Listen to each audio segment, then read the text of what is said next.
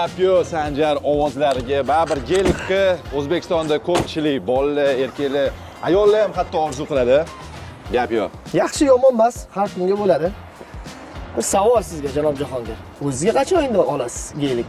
Orzular orzucha qolib ketish kerak emas. To'g'ri. Ozgina qoldi.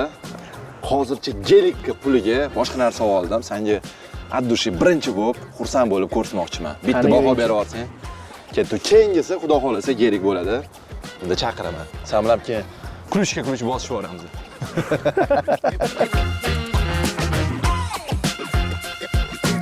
Sanjar, nima oldim deb o'ylaysan gelikka puliga? Xonadon olgansizda endi bu yerga. Oxirgi etajini oldingizmi deyman, ha? Terrasalari bilan. Penthouse-mi? Ha, penthouse. Penthouse olsam ham bo'lardi bu pulga. Lekin penthouse emas. Bir narsa aytaman, bu yoqda yozda isib ketsangiz, kalla tashlab cho'kib ketmang. Bu endi bizani kichkina shu dengizimiz demoqchi edim. Dengizda surfingga tushib o'rgansangiz bo'ladi lekin bu yoqda.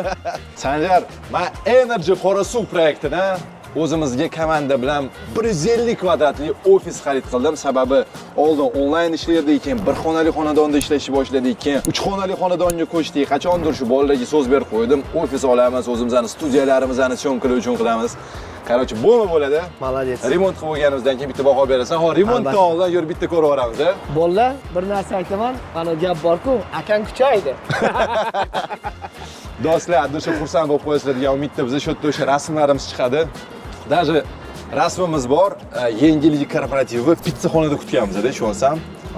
Bu safar mana restoranda kutdik. Yangi yilda xudo xolasa. Tabriklayman, bu yutuqlardan biri. Da?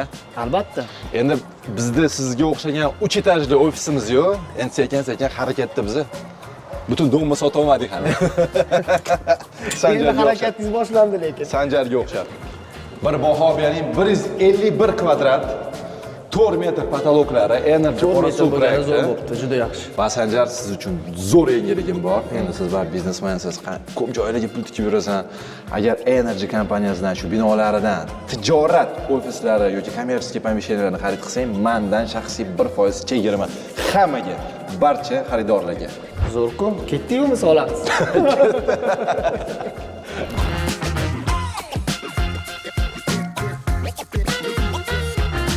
Amerikaning bir prezidenti Andrew Jacksonning bir ajoyib gapi bor. Eng yaxshi investitsiya bu investitsiya ko'chmas mulkka. Shu sababli aytmoqchimanki, juda to'g'ri investitsiya qildingiz. Rahmat.